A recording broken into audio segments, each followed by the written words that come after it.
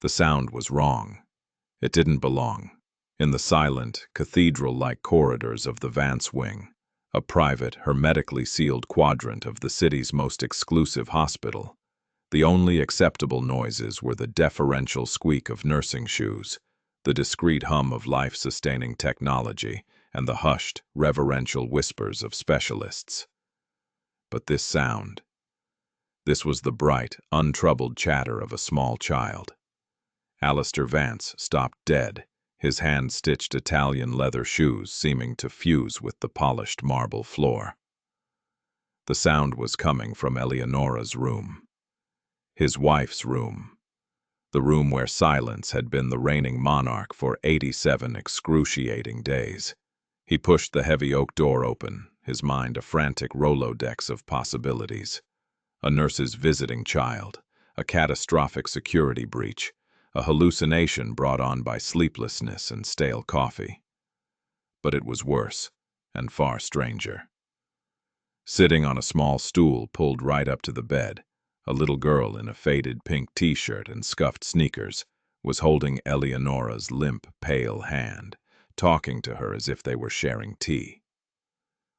And then the pigeon looked at me, right in my eyes, and I think he wanted my cracker, but I told him no, because it was the last one.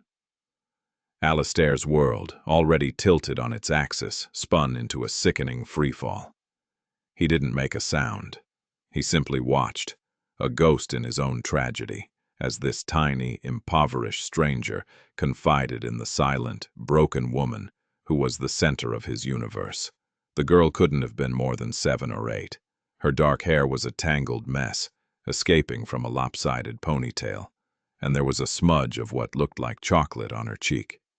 She was a vibrant splash of untidy life against the sterile, monochromatic beige of the multi-million-dollar hospital suite.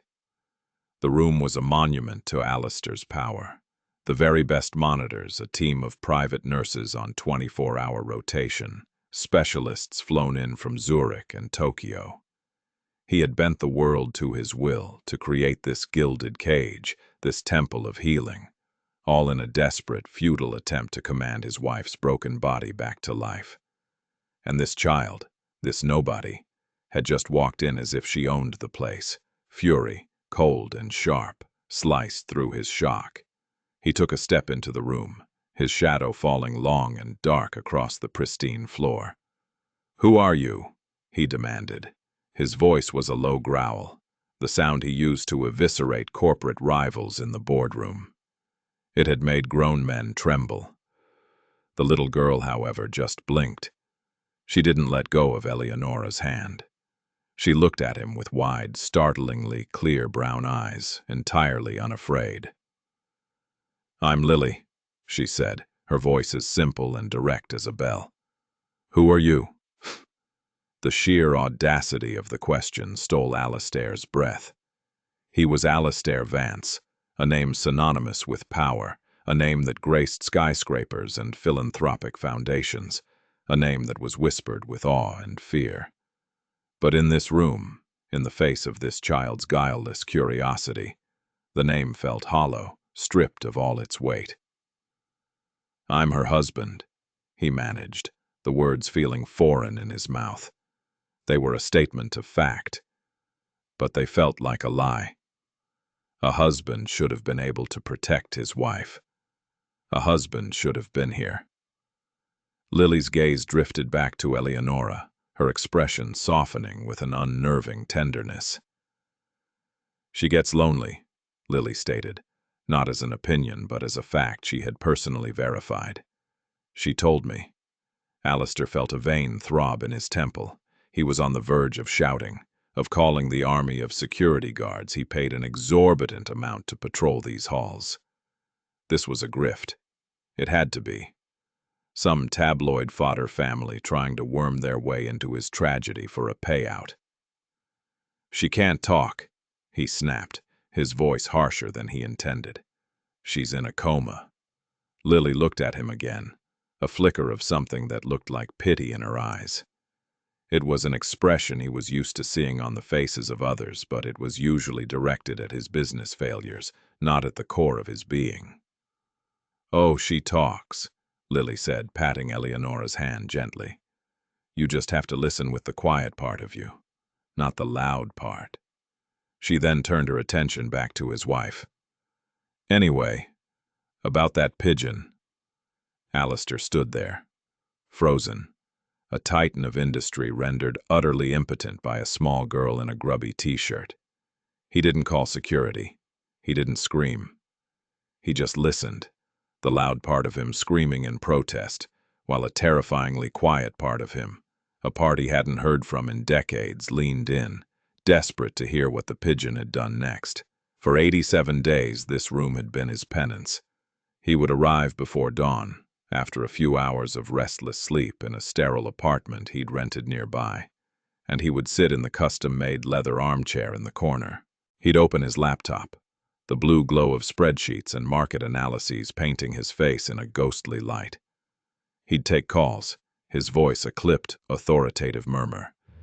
He was running his global empire from this beige waiting room of a life. He told himself it was necessary. The world didn't stop for tragedy. Vance Industries needed its king, but the quiet part of him, the part Lily had so casually identified, knew the truth. He was hiding in his work. He was hiding from the crushing silence of the woman on the bed, a silence that was a direct echo of the silence he had cultivated between them for years. Their last conversation, if one could call it that, had been an argument. It had taken place in the back of their chauffeured Bentley, moments before the truck ran the red light. He was barking into his phone, closing a deal in Singapore, while Eleonora was trying to talk to him about a charity gala for the Children's Art Foundation she ran. "Can this wait, El?" He'd sighed, holding a hand up to silence her. "This is a 9-figure deal." She had looked at him, her beautiful face, the face he'd fallen in love with in a crowded university library 2 decades ago, clouded with a familiar, weary sadness. "Of course, Alistair," she'd said, her voice barely a whisper. "It can always wait." And then the world had exploded in a symphony of screeching tires and shattering glass. He'd escaped with a few broken ribs and a gash on his forehead. Eleonora, who had been on the side of the impact, had not been so lucky. The doctors called it a diffuse axonal injury, a shearing of the brain's long connecting nerve fibers. They spoke in hushed clinical tones about prognosis and minimal conscious state, words that were meant to be gentle but felt like hammer blows. They said she could hear, that the sense of hearing was often the last to go. So he had tried to talk to her. In the first few days he had sat by her bed and recounted the minutiae of his day, the stock prices, the personnel changes, the strategic acquisitions. But the words felt like ashes in his mouth. They were the language of his world, not hers. They were the very things that had built the wall between them. So he had retreated into the safety of his laptop, the hum of his global machine a more comfortable noise than the sound of his own empty heart. After his initial baffling encounter with Lily, Alistair did what he always did when faced with a problem. He threw money and power at it. He called the head of hospital security, a man named Henderson, who owed his very comfortable position to Alistair's patronage. "There was a child in my wife's room," Alistair said, his voice dangerously calm. "I want to know how she got in, who she is, and I want to ensure it never, ever happens again. Am I clear?" Henderson, a man accustomed to dealing with VIPs, sounded flustered. "Mr. Vance, I can't explain it. We have a guard posted at the entrance to the wing. No one is allowed through without your express permission. We've reviewed the security footage. There's no sign of a child entering or leaving." This was impossible. Alistair had personally overseen the security design. It was foolproof. "Check it again," he commanded, "and put 2 more guards on the wing. I want someone outside her door at all times." He hung up and began his own investigation. He had his executive assistant, a ruthlessly efficient woman named Clara. run a search for any family named Lily involved in any lawsuit or media report connected to Vance Industries. He was certain this was a shakedown. The results came back negative. He had a private investigator, a man who normally specialized in corporate espionage, look into the hospital's patient and staff records. Nothing. It was as if the girl had materialized out of thin air. For the next 2 days, the Vance wing was on lockdown. The air crackled with the tension of the new security detail. Alistair felt a grim sense of satisfaction. The problem was contained. He could return to the sterile order of his vigil. On the 3rd day, he was on a conference call with his board of directors, pacing the small antechamber to Eleonora's suite, when he heard it again. A peal of childish laughter. It was coming from inside the room. He slammed the mute button on his phone and threw the door open. There she was. Lily was standing on the stool, her small hands carefully, painstakingly, trying to braid a section of Eleonora's long auburn hair. The guard posted outside the door, a burly man who looked like he could wrestle a bear, was standing in the doorway, his mouth agape. "Mr. Vance, I swear, I just turned my back for a second to talk to the nurse and—" Alistair waved him into silence, his eyes fixed on the girl. She was humming a little off-key tune. She hadn't noticed him yet. "What are you doing?" he asked, his voice strained. Lily glanced over her shoulder, her expression one of deep concentration. "Her hair wanted to be pretty," she said simply. "She told me she misses feeling pretty." Alistair's chest tightened. Eleonora had always been so proud of her hair. She'd spent a small fortune on conditioners and treatments, and she loved the way he used to run his fingers through it.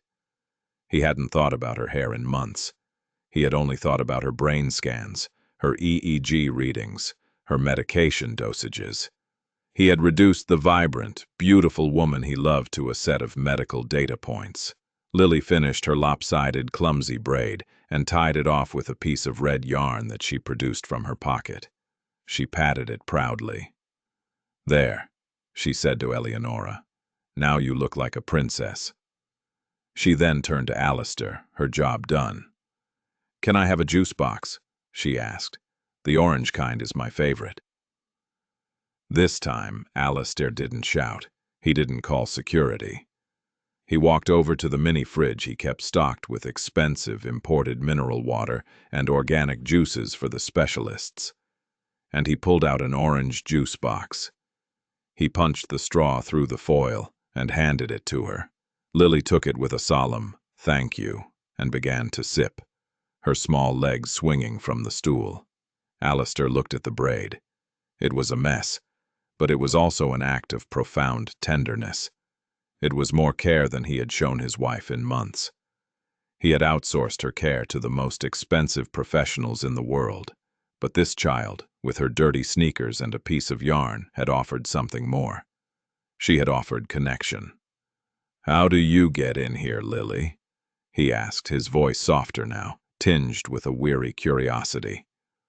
Lily finished her juice with a loud slurp. "I just walk," she said, shrugging. "The door's open for me." It was the nonsensical logic of a child. And yet, it was the only explanation that made any sense. He sat down in the leather armchair, the forgotten conference call still blinking on his phone. He didn't care. For the first time in 89 days, the spreadsheets and the market shares seemed utterly, profoundly insignificant. He watched as Lily, having finished her juice, carefully placed the empty box in the recycling bin. She then went back to Eleonora's bedside, picked up a children's book that a well-meaning nurse had left on the nightstand, and began to read aloud. The book was The Velveteen Rabbit. Her reading was slow and halting, her small finger tracing the words on the page. "Real isn't how you are made," she read, her voice piping and clear in the quiet room. "It's a thing that happens to you. When a child loves you for a long, long time, not just to play with, but really loves you, then you become real." Alistair felt a strange, painful lump form in his throat. He remembered buying that book for Eleonora on their first anniversary. She had cried, telling him it was her favorite story as a child. He had forgotten. How could he have forgotten that?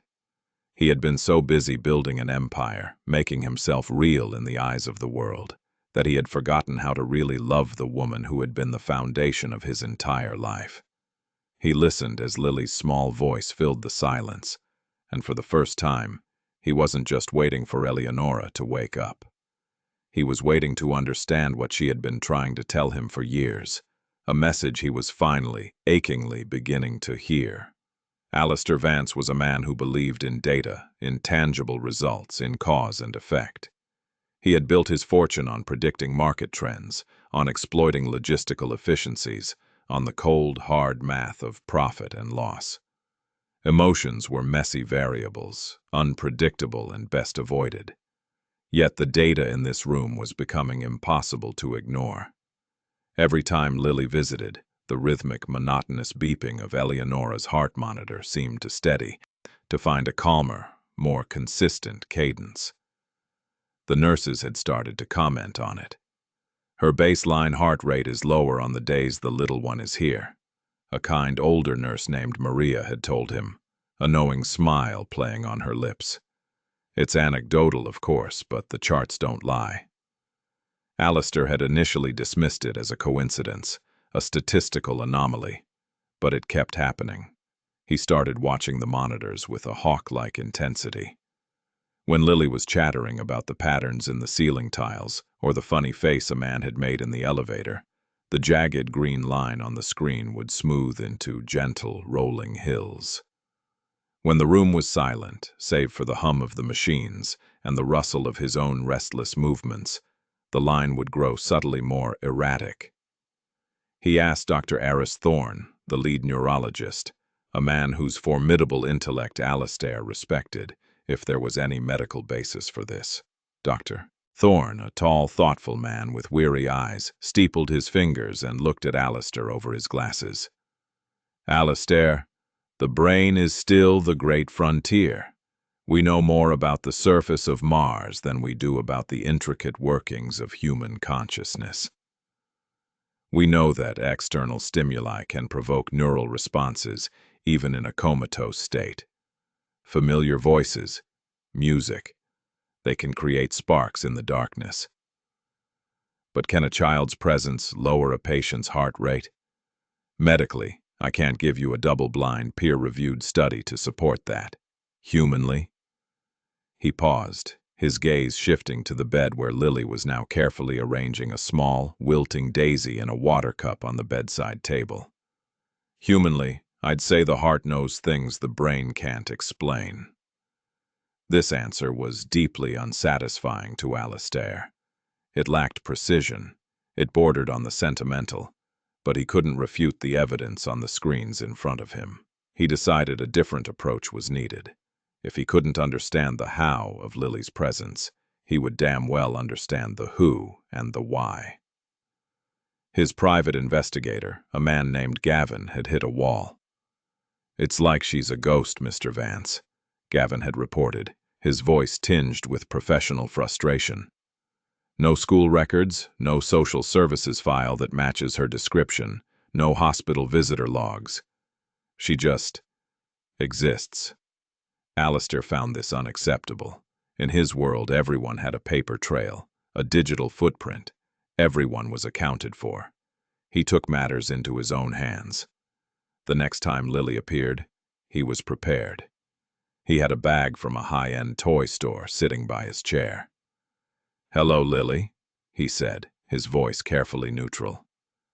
Lily, who was in the middle of explaining the complex social hierarchy of the squirrels in the park across the street to Eleonora, turned to him. "Hi, Alistair," she said. The sound of his first name on her lips, so casual and familiar, was still a jolt. No one called him Alistair except for his wife. To the rest of the world, he was Mr. Vance. He pulled a large, beautifully illustrated book of fairy tales from the bag.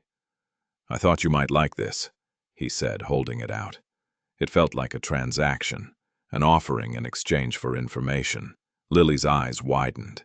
She took the book, her small hands tracing the golden lettering on the cover. It's beautiful, she breathed. Eleonora will love this. The fact that her first thought was for his wife, not for herself, was another small, sharp jab at his conscience. Lily, he started, trying to sound casual. Where do you live? Where are your parents? Lily didn't look up from the book. She was carefully turning the glossy pages, mesmerized by the colorful illustrations. My mom is in the stars, she said, her voice soft and matter-of-fact. She went there from this hospital, a long time ago. The simple, unadorned statement landed in the silent room with the force of a physical blow. Alistair felt the air leave his lungs. Of course, the hospital. She wasn't here for him. She wasn't here for Eleonora, not really. She was here for her mother. She was on a different floor, Lily continued, her finger now tracing the outline of a castle. The rooms weren't this nice. They were very crowded, but she said it didn't matter, because we had each other. Alistair's mind raced, connecting the dots. The public ward, the oncology department. He could find her now. He had a trail. But the triumphant feeling he expected was absent. Instead, he felt a profound, hollow ache. This wasn't a grifter. This wasn't a mystery to be solved. This was a little girl, lost and lonely, seeking comfort in the last place she had felt the warmth of her mother's love. And she had somehow stumbled into his wife's room and decided to share that comfort, that desperate, childlike hope, with a stranger. He looked at Eleonora, her face so still and pale against the white pillows. He had filled her room with the best of everything, but he had never thought to fill it with what she truly needed. Simple, uncomplicated, human connection. He had failed her, and it had taken this small, grieving child to show him how. The knowledge changed everything. The next day, Alistair didn't bring his laptop. He left his phone in the antechamber. He walked into the room and found Lily already there, sitting on her stool. She was holding a small, smooth, gray stone in her hand. "This is a wishing stone," she announced to Eleonora. "You hold it real tight, close your eyes, and think of something you want more than anything. My mom told me that." She held the stone out to Eleonora's hand, but it was curled into a gentle fist. Lily looked at the closed hand, her brow furrowed in concentration. Then she looked at Alistair. "Can you open it for her?" she asked. "It's her turn to wish." Alistair hesitated. The nurses usually did this, the physical therapy, the gentle manipulations of her limbs to prevent atrophy. He hadn't. He hadn't willingly touched his wife with any intimacy since the accident. He had held her hand in the frantic, terrifying hours in the emergency room. But since then, he had kept a careful distance, as if her stillness were a disease he might catch. He walked to the bed, his heart hammering against his ribs. He gently took Eleonora's hand in his.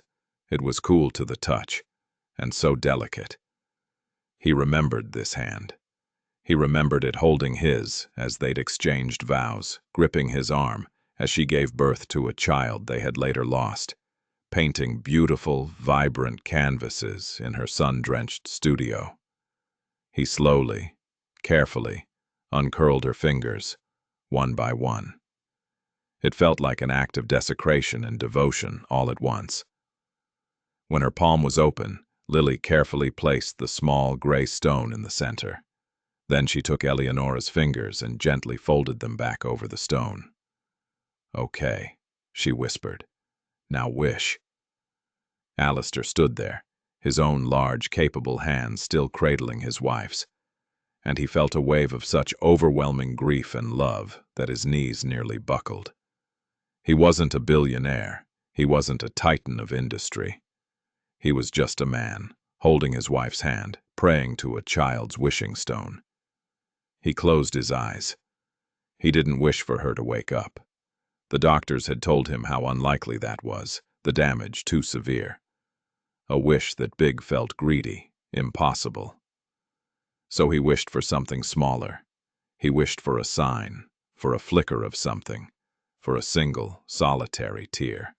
He wished to know that she was still in there, somewhere in the darkness, and that she knew he was finally here with her.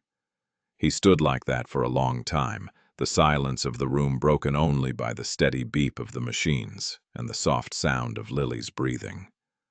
Nothing happened. The hand in his remained limp. The face on the pillow remained a beautiful, blank mask. Eventually, he opened his eyes, the familiar sting of disappointment, sharp and bitter. But as he looked down, he saw that Lily was watching him, her big brown eyes full of an ancient, knowing wisdom. "Wishing takes practice," she said softly, as if she could read his thoughts. "You have to do it every day." From that day on, a new routine began. Alistair would arrive in the morning, and together he and Lily would care for Eleonora. He learned how to gently sponge her face with a warm cloth. Lily would hum as he did it, declaring that it was Eleonora's spa day. He would read to her, not the Wall Street Journal, but the fairy tale book Lily loved, or the books of poetry he found on Eleonora's bedside table at home, their pages dog-eared and marked with her elegant handwriting. His voice, accustomed to sharp commands and complex negotiations, grew softer, finding a new rhythm in the cadence of sonnets and the gentle unfolding of children's stories. Lily appointed herself the head of decorations. She would bring in treasures from her daily explorations, a brightly colored autumn leaf, a feather from a blue jay, a bottle cap that shimmered like a jewel.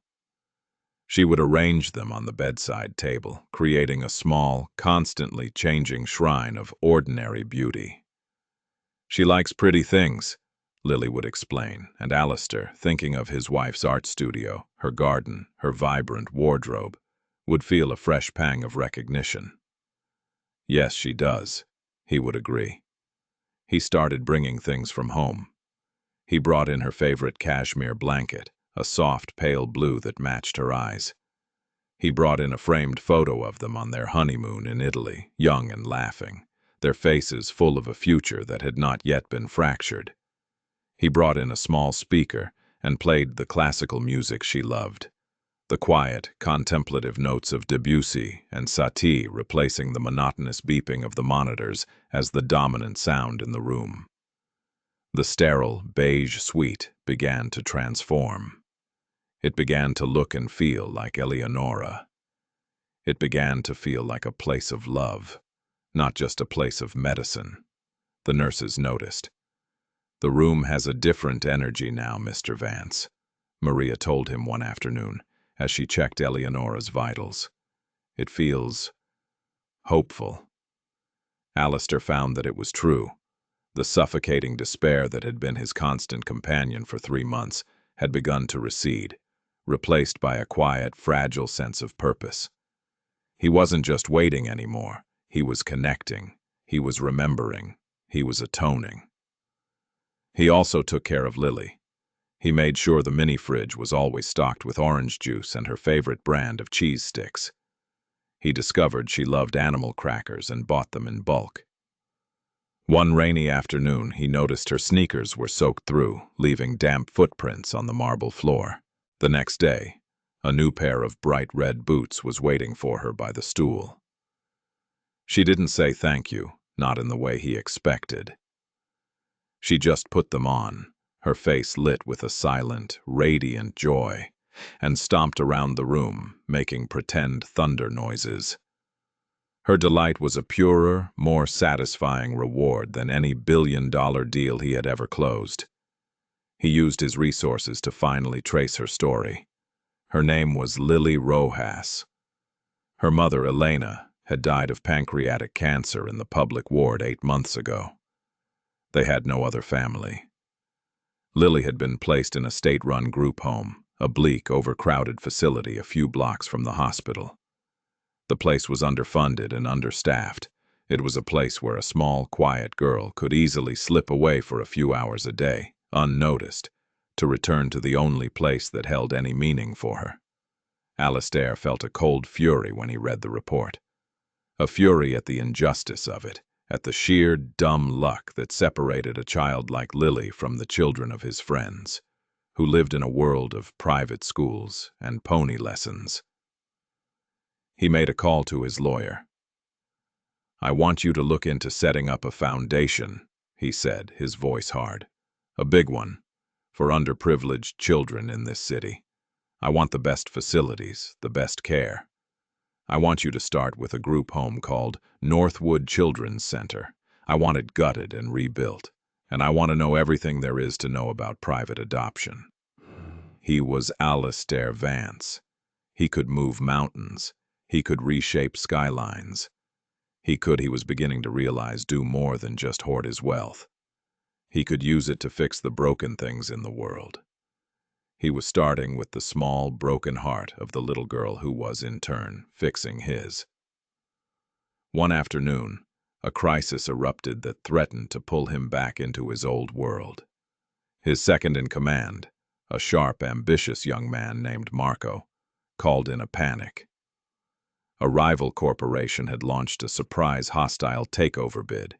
It was a brutal, audacious move, and it threatened the very foundations of the empire Alistair had spent his life building.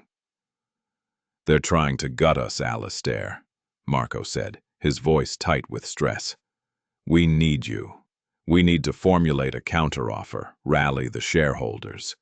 You need to get on a plane to New York. Tonight."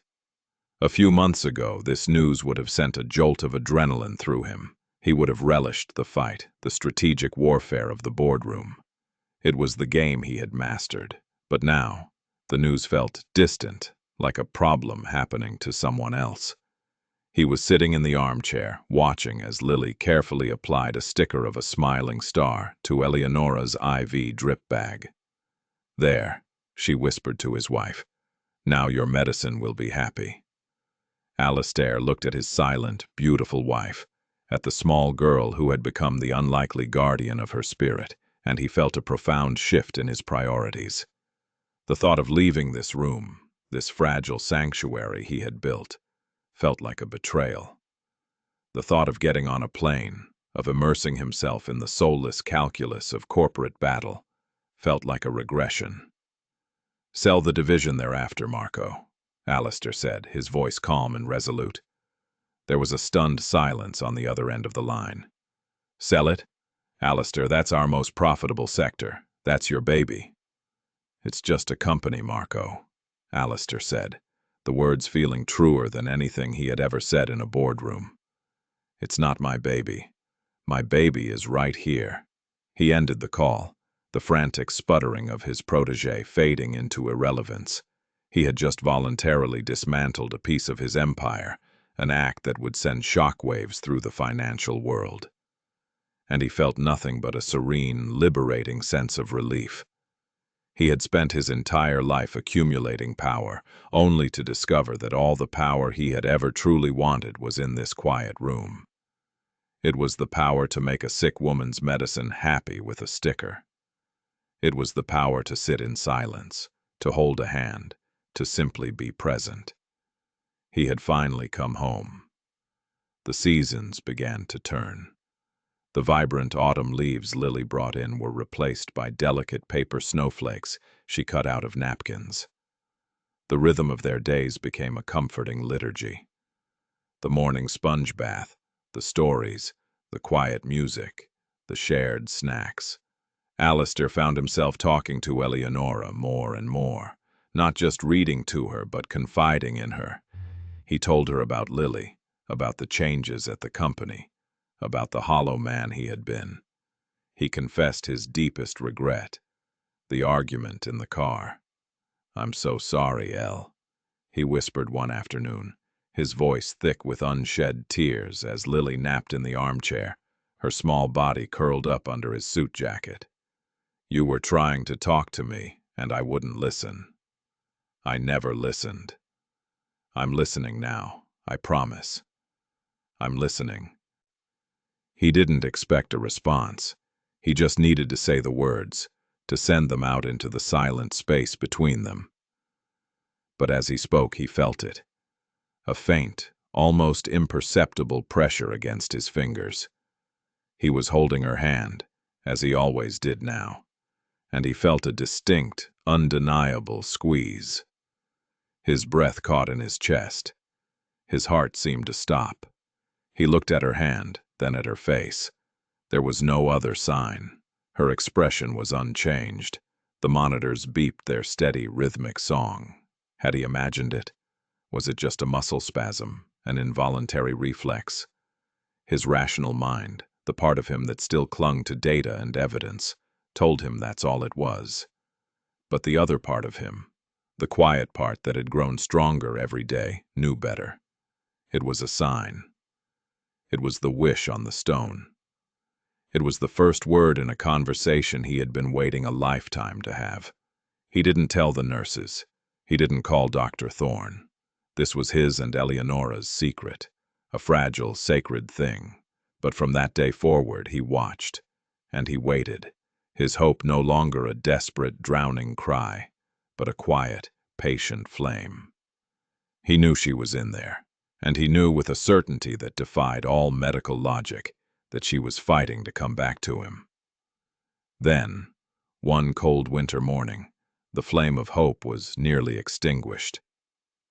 Alistair arrived at the hospital to find the wing in a state of quiet chaos.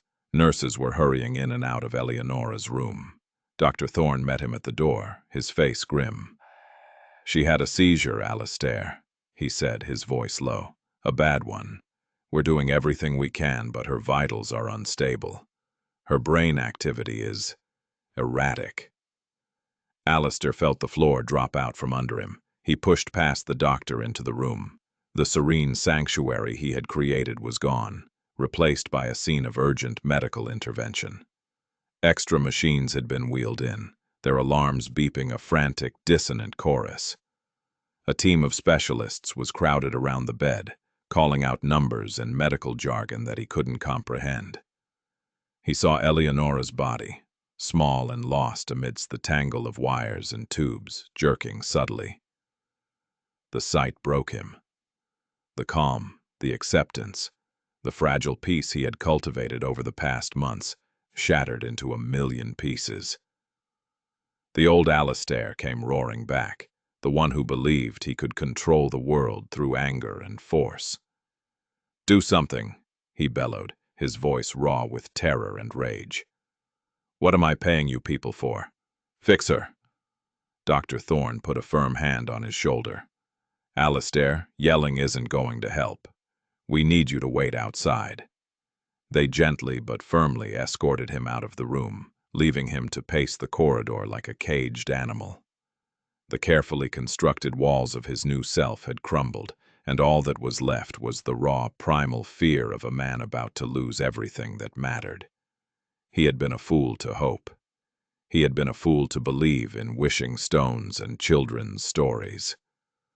The world was a cold, cruel, random place, and the universe did not bend to the will of desperate men.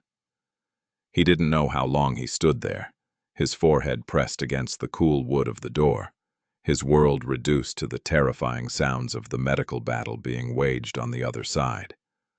But eventually, he felt a small tug on his trousers. He looked down. It was Lily. She was holding up a half-eaten bag of animal crackers. "Do you want one?" she asked, her voice a small beacon of normalcy in the swirling chaos of his fear. "The hippo is very brave." He couldn't speak. He just shook his head, a choked sob escaping his lips. He sank to the floor, his back against the wall, and buried his face in his hands. He, Alistair Vance, the master of the universe, was utterly, completely broken. Lily sat down next to him on the cold marble floor. She didn't say anything. She just sat there, her small shoulder pressed against his arm, and started humming. It was the same simple, slightly off-key tune she always hummed when she was braiding Eleonora's hair or arranging her treasures. It was a tune of peace, of quiet contentment. It was everything he was not. The sound, so small and yet so persistent, began to penetrate the thick fog of his panic. It was an anchor in the storm. He slowly lowered his hands from his face and looked at her. Her expression was serious, her big brown eyes fixed on the closed door. "She's fighting," Lily said with absolute certainty. "She told me she's a good fighter." Alistair wanted to scream that she didn't know, that she was just a child, that the doctors were losing, that the machines were screaming a symphony of failure. But he didn't. He just listened to her hum, and he took the animal cracker she was still holding out to him. It was a hippo. He held it in his trembling hand, the absurdity of it all washing over him. Here he was, his life in flames, holding a cookie shaped like a hippo, being comforted by an orphan. And somehow, it was helping. Hours passed. The frantic activity in the room subsided. Finally, Dr. Thorne emerged, his face etched with exhaustion. He looked at Alistair and Lily, sitting together on the floor, and a flicker of a smile touched his lips. "She's stabilized," he said. "The seizure has passed. Her vitals are weak, but they're steady. She's resting." Relief, so potent and overwhelming it felt like a physical pain, washed over Alistair. He managed to stand up on shaky legs. "Can I see her?" Dr. Thorne nodded. "Just for a minute. She needs to be quiet." Alistair walked into the room. The extra machines were gone. The specialists had departed. Nurse Maria was quietly adjusting Eleonora's blanket. The room was still again. Eleonora looked smaller, more fragile than ever. Her face was ashen, and there was a new, terrifying stillness about her. He had almost lost her. The finality of that thought was a physical blow. All the money, all the power, all the wishing stones in the world. It could all be gone in an instant. He walked to her bedside and took her hand. It felt colder than usual. He brought it to his lips, the tears he had been holding back for months finally coming, hot and silent. "Don't leave me, Elle," he whispered, his voice breaking. "Please don't leave me. I can't do this without you. I love you. I was an idiot, but I love you so much." He poured out everything, all the fear, all the regret, all the unspoken words that had clogged his heart for years. He confessed his loneliness, his arrogance, his profound, aching need for her. He stripped himself bare, layer by layer, until there was nothing left of the billionaire, nothing left of the titan, just the raw, vulnerable soul of a man desperately in love with his wife. He wasn't aware of anything else, not the hum of the machines, not the nurse quietly leaving the room, not even the small presence that had slipped in behind him. Lily had followed him in. She stood by his side watching him, her small face full of a solemn understanding. She reached out her tiny hand and placed it over his, her warmth a startling contrast to the coolness of Eleonora's skin. And then she began to sing. It wasn't just humming this time. It was a soft, simple lullaby, the words clear and sweet in the quiet room. It was a song about stars and angels, about being safe and loved. A song a mother would sing to her child. As the last note faded, a profound, sacred silence filled the room. Alistair kept his eyes closed, tears still tracking down his face, his heart feeling both empty and full at the same time. And then it happened. It wasn't the dramatic, movie-like gasp for air he might have imagined. It was smaller, quieter, and 1,000 times more powerful. A single tear escaped from beneath Eleonora's closed eyelid and traced a silver path down her temple. Then her fingers, the ones he was clutching with all his might, twitched, not a spasm. A deliberate, conscious movement. A squeeze. It was weak, a barely perceptible flutter, but it was there. It was real. Alistair's eyes shot open. He stared at their joined hands, then at her face. Her brow was furrowed, as if in a great effort. Her lips parted slightly. And then, her eyelids, those heavy curtains that had been drawn for so long, began to flutter. Slowly, achingly, miraculously, Eleonora Vance opened her eyes. They were hazy at first, unfocused, but then they found his and they cleared. She was there. She was back. She looked at him, and then her gaze shifted slightly, down to the small hand that was resting on top of theirs. A faint, weak smile touched her lips. Her voice was a dry, raspy whisper, the first sound she had made in nearly a year. But it was the most beautiful sound Alistair had ever heard. "Lily," she breathed. The months that followed were a slow, beautiful unfurling. Eleonora's recovery was arduous. Her body was weak, her muscles atrophied.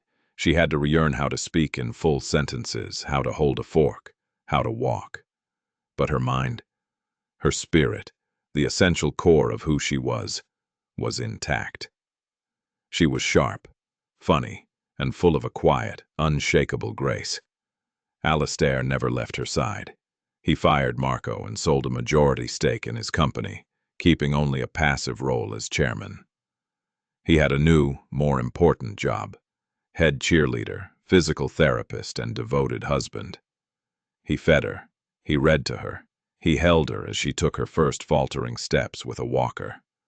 He was present in a way he had never been before, and in doing so, he found a joy more profound than any stock market victory. Lily was a constant presence, a small, bright sun in their new universe. She and Eleonora formed an immediate, inexplicable bond, as if they were old friends picking up a conversation that had been interrupted. Lily would sit on her bed and tell her about the squirrels, and Eleonora, her voice still weak, would ask her questions, her eyes sparkling with laughter. Dr. Thorne called it a miracle. He had no other word for it. "The brain has an astonishing capacity for neuroplasticity," he tried to explain, showing Alistair the new brain scans, the areas that had been dark now showing flickers of renewed activity.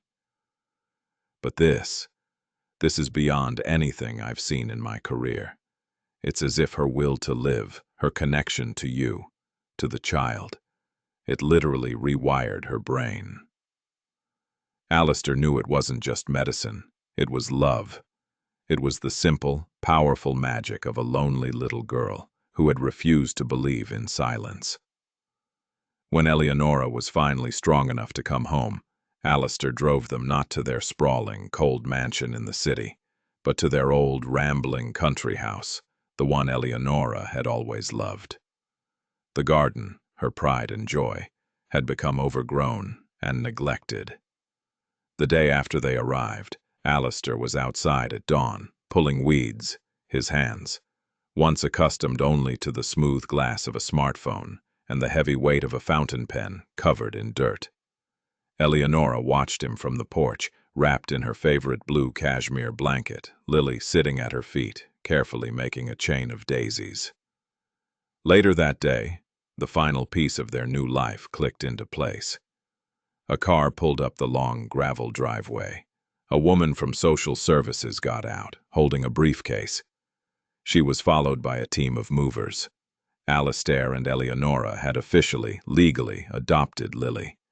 She was no longer Lily Rojas, the girl who haunted a hospital. She was Lily Vance, a daughter. She had a home.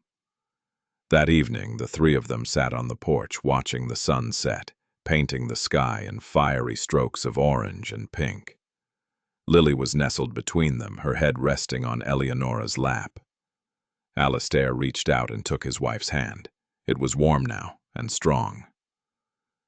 "I almost lost you," he said softly, his voice thick with the memory of his fear. Eleonora turned to him, her eyes clear and full of a love that had weathered the darkest of storms. "No, you didn't," she said, her voice gentle but firm. "You just had to get quiet enough to find me."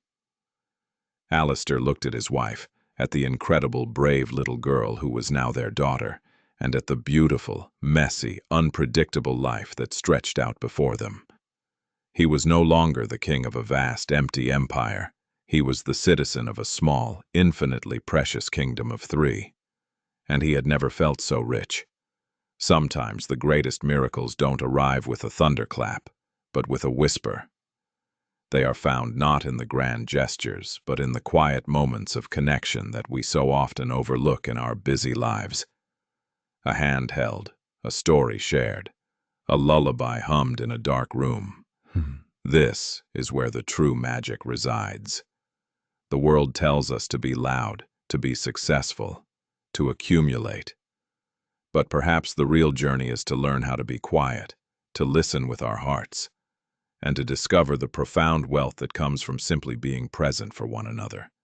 While miracles are waiting in your life, hidden in plain sight if you just stop and listen. Share this story if you believe in the transformative power of human connection, and may you always hear the whispers of hope, even in the deepest silence.